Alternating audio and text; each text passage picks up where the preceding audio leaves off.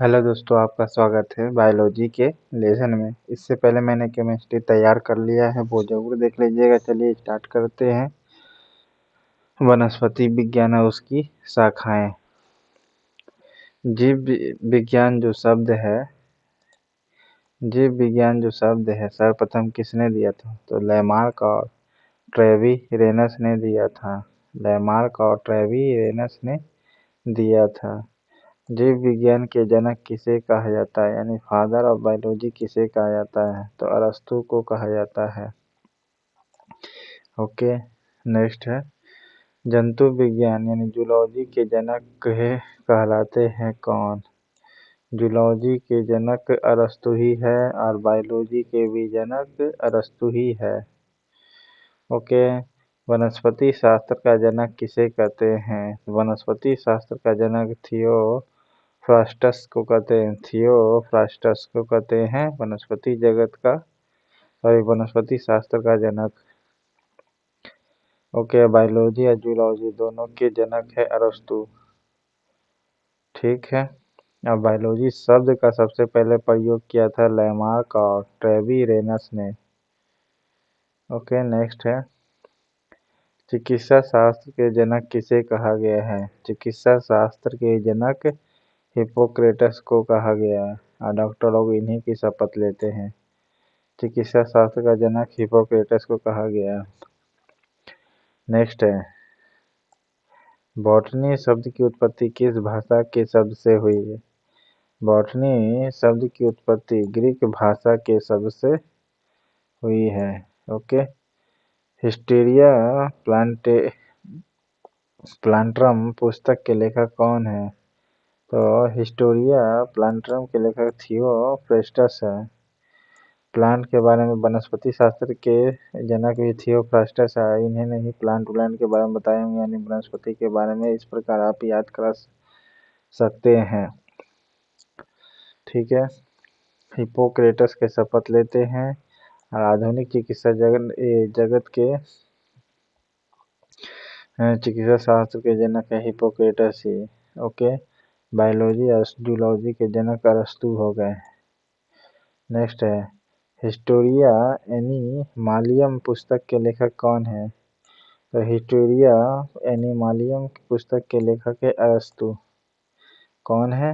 अरस्तू है। Biology zoology के जनक तो बायोलॉजी से जूलॉजी से संबंधित ही अरस्तू आएंगे ही। ठीक है, हिस्टोरिया एनिमालियम जो पुस्तक है किसने लिखा है? अरस्तू ने। और थियोफ्रास्टस ने हिस्टोरिया प्लांटरम लिखा है। ओके, नेक्स्ट है चिकित्सा शास्त्र के विद्यार्थी को किसकी शपथ दिलाई जाती है? बताए थे हिप्पोक्रेटस का शपथ दिलाया जाता है।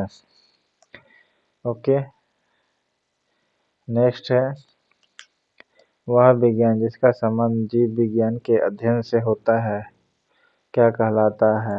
तो जीव विज्ञान कहलाता है। क्या कहलाता है? जीव विज्ञान।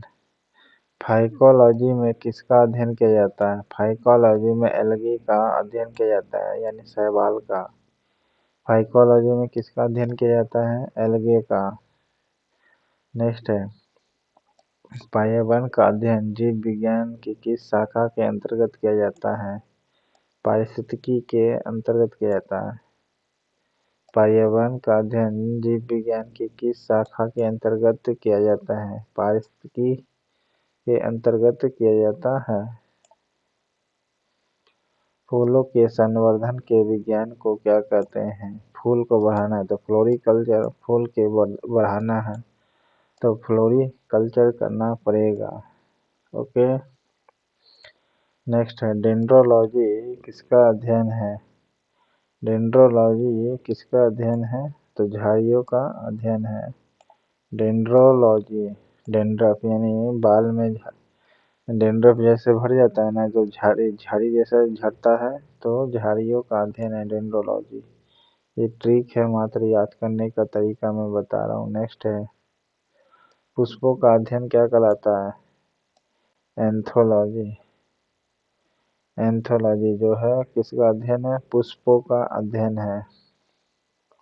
ओके, जीवाश्म वनस्पति विज्ञान में अध्ययन किया जाता है किसका? जीवाश्मों का।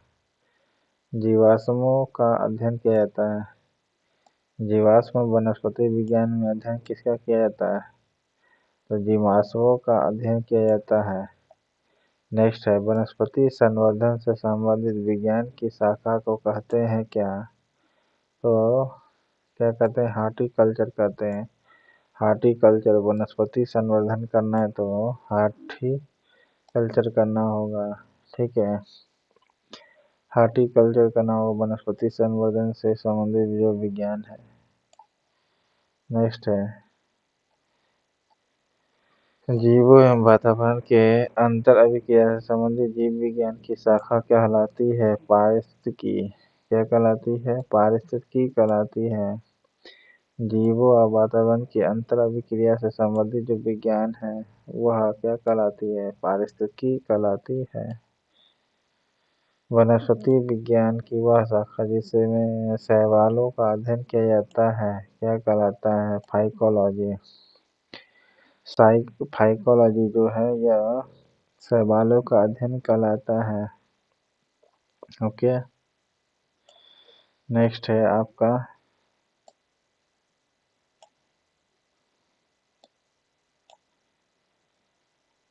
सिल्वीकल्चर, वनस्पति विज्ञान की वह शाखा है जिसमें वर्णन होता है किसका? वन के विकास का। किसका होता है? वन के विकास का होता है। सिल्वीकल्चर जो वनस्पति है उसका विज्ञान की शाखा को क्या कहते हैं? वन के विकास कहते हैं। सिल्वीकल्चर वनस्पति विज्ञान की शाखा है जो क्या होती है? वन के विकास से संबंधित है। नेक्स्ट है, स्पर्मोलॉजी में किसका अध्ययन किया जाता है? बीज का। स्पर्म है तो स्पर्म बीज का अध्ययन करेंगे। नेक्स्ट है, एग्रोस्टोलॉजी में किसका अध्ययन किया जाता है? घासों का। एग्रोस्टोलॉजी में किसका अध्ययन किया जाता है? घासों का अध्ययन किया जाता है। नेक्स्ट है, पीडोलॉजी में किसका अध्ययन किया जाता है? भूमि का। पीडोलॉजी में किसका अध्ययन किया जाता है? भूमि का। पेड़ किसमें रोपेंगे? भूमि में। तो पीडोलॉजी में किसका अध्ययन किया जाता है? भूमि का। पेड़ रोपने से पहले भूमि का अध्ययन कर लो। आनुवंशिकता एवं विभिन्नता के बारे में जानकारी देने वाली वनस्पति विज्ञान की शाखा को क्या कहते हैं? आनुवंशिकी कहा जाता है। आनुवंशिकता और विभिन्नता के बारे में जो जानकारी देती है उस वनस्पति विज्ञान को क्या हम कहते हैं? आनुवंशिकी कहते हैं। क्या कहते हैं? आनुवंशिकी कहेंगे। पौधे को नाम देने वाला विज्ञान क्या कहलाता है? वर्गिकी कहलाता है। पौधे को नाम देना है तो क्या कहलाएगा? वर्गिकी कहलाएगा। ओके, नेक्स्ट है, फलों का अध्ययन कहलाता है क्या? पोमोलॉजी। फलों का अध्ययन क्या कहलाता है? पोमोलॉजी। ओके, पोमोलॉजी कहलाता है। फलों का अध्ययन करना है तो क्या कहलाती है? पोमोलॉजी कहलाती है। स्पर्मोलॉजी में बीजों का अध्ययन किया जाता है। पीडोलॉजी में जमीन का अध्ययन किया जाता है। वर्गिकी में पौधे का नाम देना है। पौधे का नाम देना है तब वर्गिकी। पौधे का नाम देना है तो वर्गिकी, ना कि वर्गीकरण। नेक्स्ट है, पराग कणों का अध्ययन क्या कहलाता है?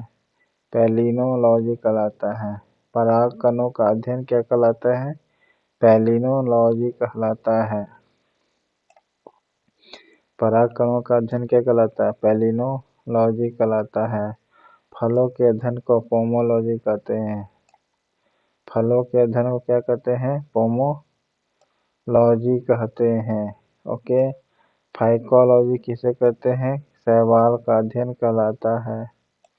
ओके, नेक्स्ट है, संसार में पौधे के वितरण का अध्ययन करना है उसे क्या कहते हैं? फाइटोजियोग्राफी। फाइटोजियोग्राफी कहलाते हैं। संसार में पौधे बट रहा है, उसके अध्ययन करना कि किस जगह में कैसे पौधे मिलते हैं, उसे कहते हैं फाइटो जियोग्राफी कहते हैं। क्या कहते हैं? फाइटो जियोग्राफी कहते हैं। ओके, नेक्स्ट है साग सब्जी उत्पन्न करने वाले पौधे का अध्ययन कहलाता है। साग सब्जी उत्पन्न करने वाले जो पौधे का अध्ययन कहलाता है क्या? ओलेरीकल्चर कहलाती है। ओलेरीकल्चर कहलाती है। ओके, वार्षिक वलयों का अध्ययन करना हो तो डेंड्रोलॉजी कहलाती है। वार्षिक वलयों का अध्ययन करना है तो डेंड्रोलॉजी कहलाती है। ओके,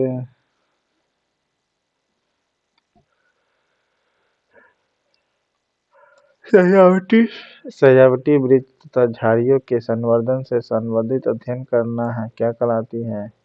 आर्बोरिकल्चर कहलाती है। आर्बोरिकल्चर कहलाती है।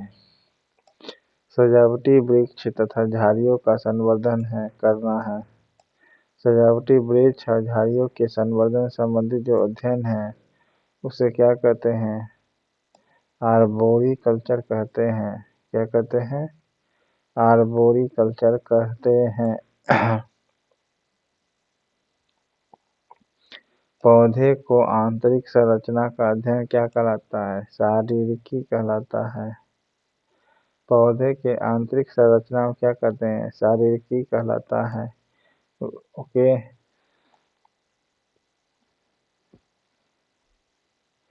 पादप विज्ञान की शाखा कवक शास्त्र में किसका अध्ययन किया जाता है? तो फफूंदी का अध्ययन किया जाता है। ओके, एग्रो फॉरेस्ट्री है क्या? ओके, नेक्स्ट है एग्रो फॉरेस्ट्री क्या है आपका? कृषि के साथ साथ उसी भूमि पर काष्ठीय यानी लकड़ी जो देता है 12 महीने वृक्ष लगाना, उसे कहते हैं एग्रो फॉरेस्ट्री। नेक्स्ट है एक्स बायोलॉजी में किसका अध्ययन करते हैं? तो बाह्य ग्रहों तथा अंतरिक्ष में जीवन का अध्ययन करने के लिए करते हैं। ओके, अंतरिक्ष में जीवन के अध्ययन करने के लिए कहते हैं एक्स बायोलॉजी। बाह्य ग्रहों का अध्ययन करना, एक्स माने क्या होता है? एक्स माने बाहर होता है, तो बाह्य याद रखिएगा, ग्रहों तथा अंतरिक्ष में जीवन बिता क्या है इस चीज का पढ़ाई करते हैं। ठीक है, नेक्स्ट है जीव द्रव्य के पृथक्करण से संयोजन संबंधी विज्ञान की शाखा क्या कहलाती है? जीव विज्ञान से संबंधित है जीव द्रव्य के पृथक्करण करना, संयोजन करना, उसे क्या कहते हैं? टिश्यू कल्चर कहते हैं।